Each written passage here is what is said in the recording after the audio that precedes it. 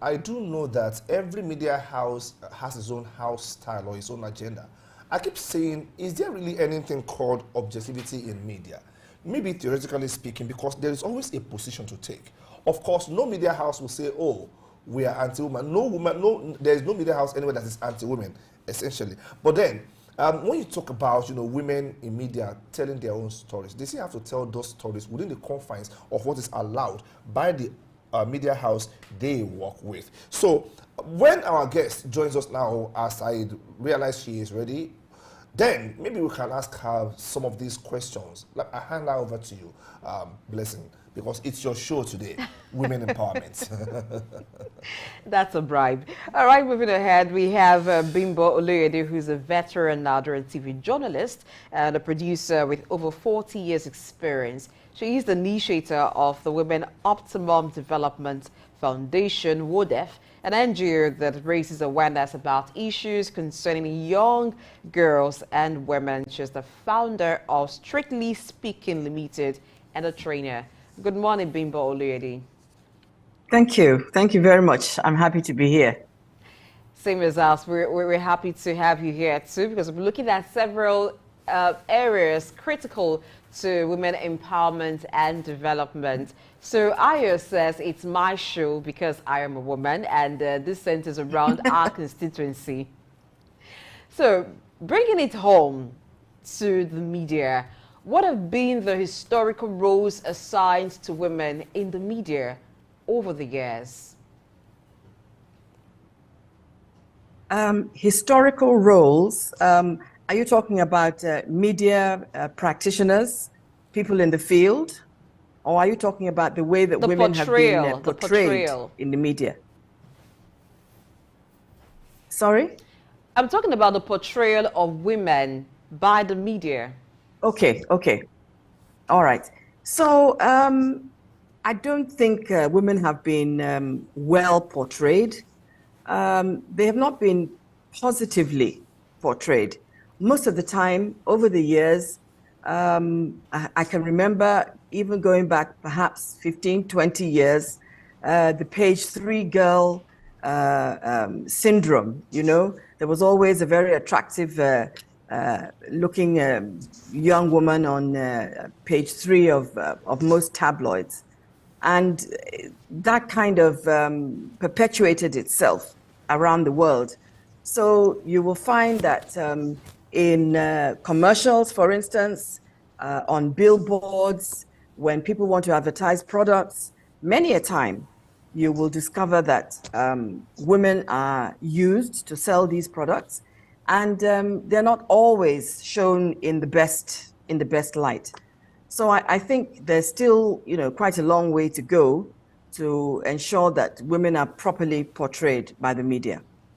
Okay, now, there was a time when media gatekeepers were really limiting the options for women to express themselves and portray themselves the proper way. Those are the days when a woman was portrayed, like you said, was defined by curves, by sizes, by height, by some statistics that don't really depict who she is mentally. But now, we are in the era of social media, where there is some kind of democracy of media access to everybody at the push of a button. What should women be looking at now in the context of self-portrayal of the worth they think they should communicate? That's quite an interesting question, because so many women who are actually on social media don't seem to understand that a lot of what is portrayed via social media handles is not authentic. We have quite fertile imaginations. Many of us live in a kind of fantasy world. Many of us wish that we could be this person or that person. And I think part of that sometimes creeps into what even women portray of themselves on social media, especially the young ones. And I think it can be quite misleading.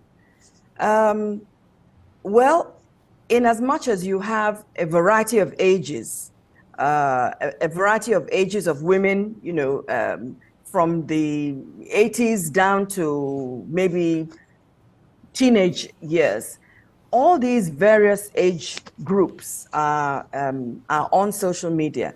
And it's quite interesting sometimes, you know, when you're browsing through or, you know, looking through some of these social media handles to see the attitudes of different age groups and the way they portray themselves and the kind of comments that they make. So you're right when you say that there's huge access. But the irony of it is that in traditional media, we don't get as many women, as many female professionals being portrayed in the media. For instance, you know, you have many more male consultants, many more male analysts. A lot of the time when you have special guests, the higher percentage would be men. And even though it is improving, I still think we have some way to go, you know, to level it up. Because there are a lot of female experts out there across board.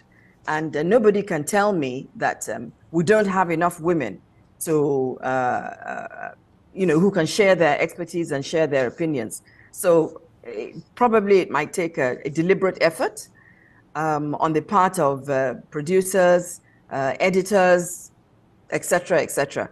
But an effort still has to be made. The balance is there's an imbalance in the portrayal of women, even on traditional media. Okay, so what role would women producers, directors, and even writers play in shaping perspectives of society when it comes to issues that have to do with women? A huge role, actually, a huge role. Partly in the professional aspect, but also partly in the creative aspect.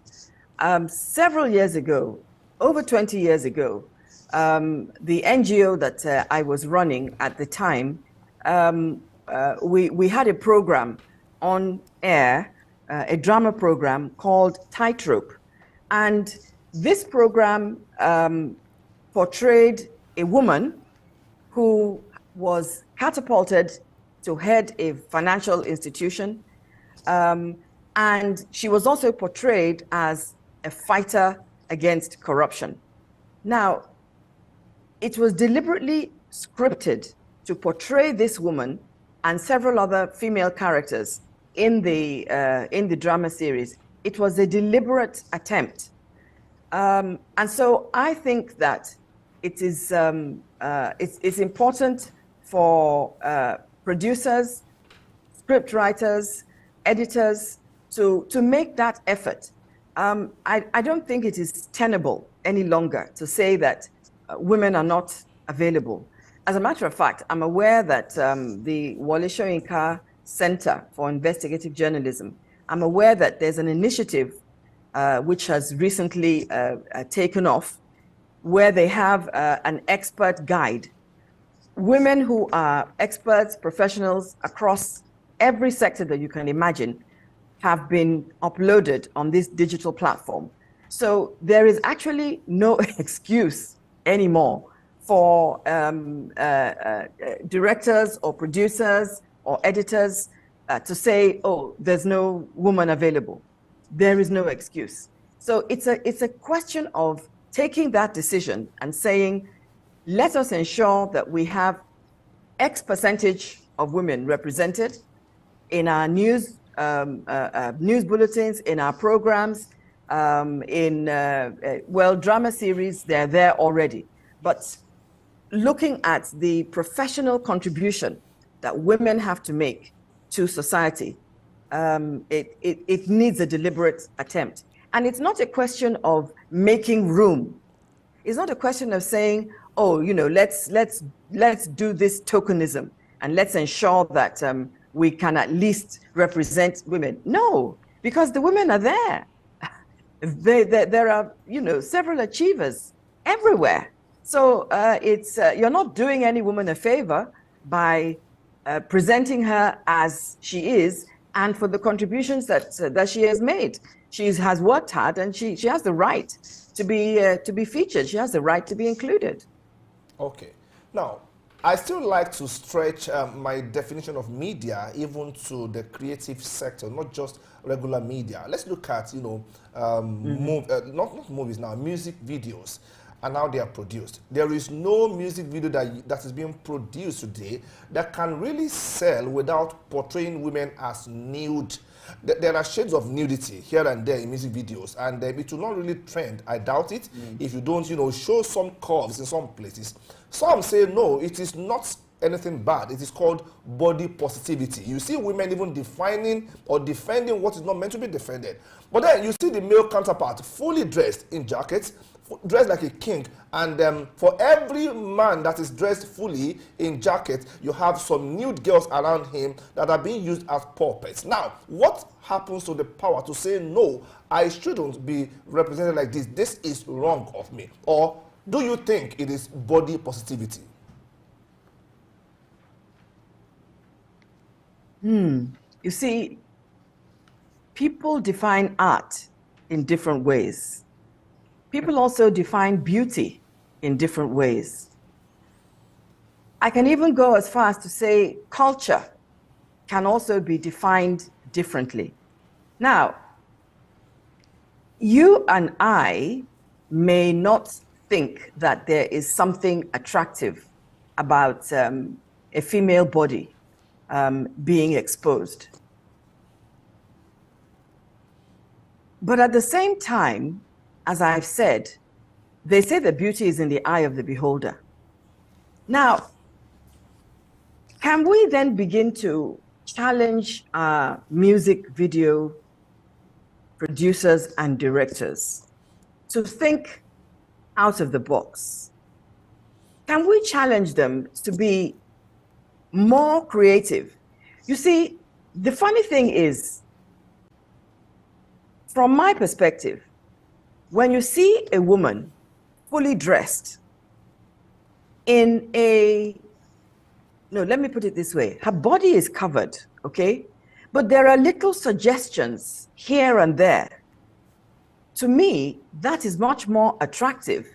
And if I dare say it, more sexy than seeing a woman without any clothes on or with very little clothes on. That is not attractive. But if somebody would take the time to portray women in an attractive way, even if it is a suggestive way, to me, that is still going to go a lot further in terms of aesthetics, in terms of values, than seeing women, in, let's say, 99% or 95% naked. A body is a body is a body. All right? But if that body is clothed in an interesting way, as I've said already, maybe even in a suggestive way, I think that is much more appealing, much more intriguing, much more attractive than just seeing flesh. Flesh is flesh, and that's that. So I think it is the people who have decided that this is pop culture. And as such, because this is what is done everywhere, or because this is what is acceptable everywhere, then actually people stop thinking. People stop being creative. People stop being imaginative. So it sold this particular sound. Then the assumption is that, well, let's keep on going because it's going to sell every sound. Well, that's up to whoever is the consumer, as far as I'm concerned. But that would not sell that sound to me. Rather, it would put me off. But I could still be hooked. I could still be interested if there were suggestions rather than blatant flesh. Okay, thank you. Okay, still looking at that. Let's talk about body image and beauty standards as portrayed in certain media content, whether on social media, conventional media, or other forms of media. Now, this seems to be creating identity and self-esteem issues for women, particularly when they're against other race or with other race. How do we tackle this?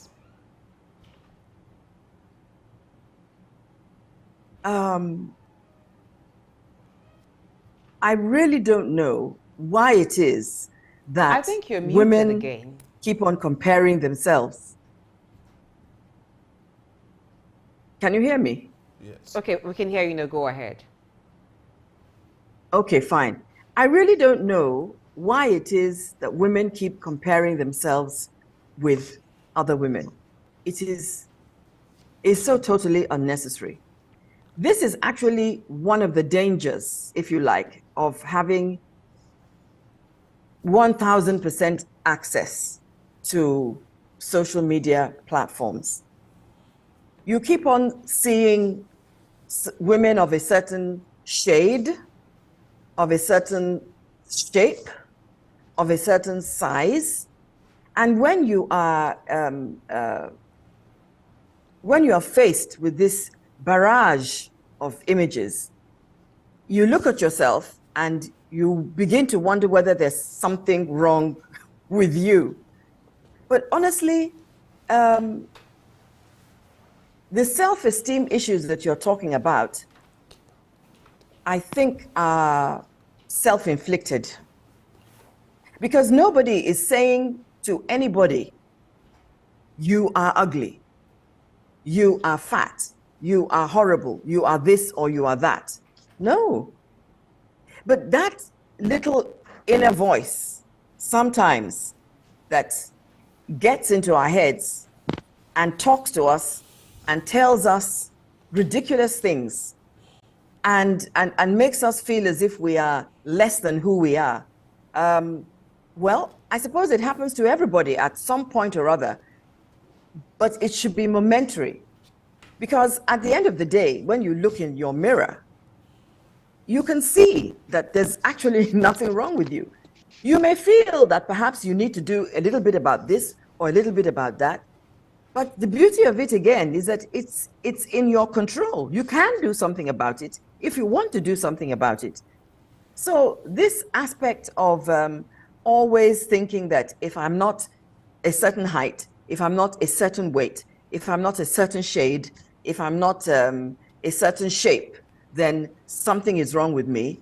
Well, then I'm sorry, something is wrong with you. Because you just don't need to think like that. It's an unnecessary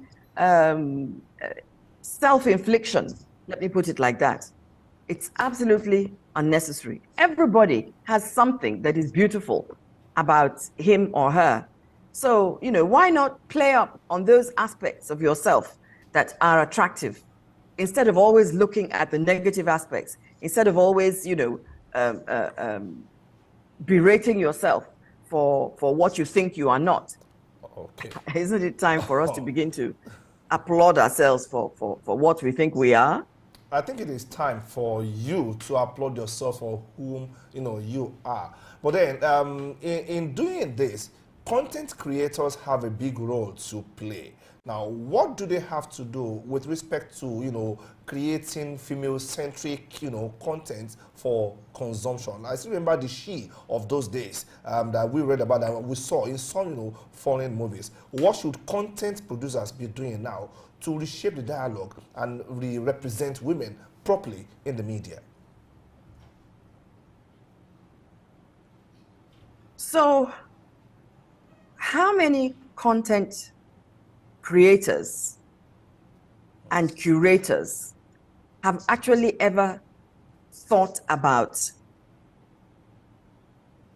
the value of the woman in society?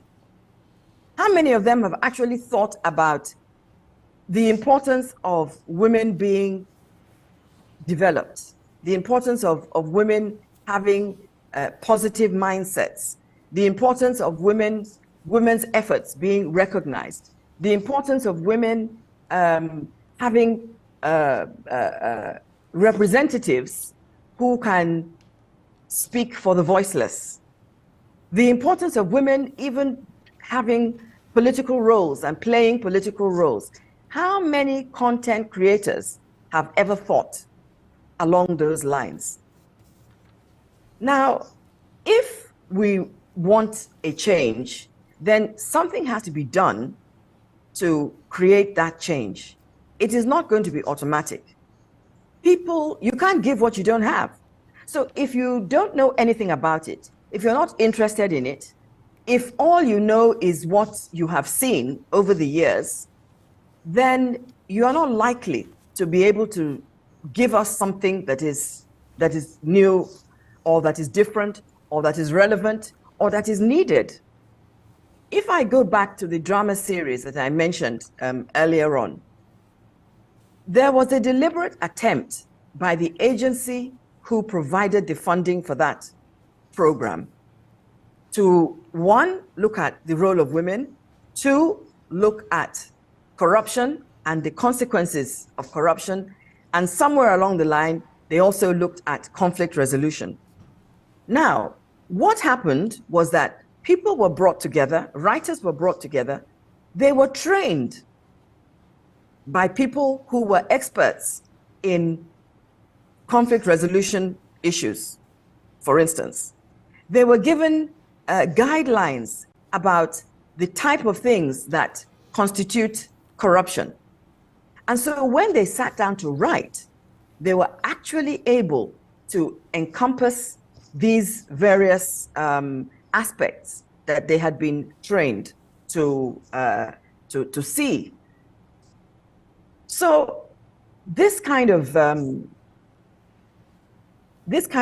direction that you are talking about is, interestingly, something that really happened many, many years ago. But it was when programs gave way to content, that is when we began to lose the power, the message behind the programs. In those days, many years ago, we had certain programs that always gave out messages. I'm talking about 45, 50 years ago on Nigerian television. There were programs, and each of these programs had salient messages. So what actually happened?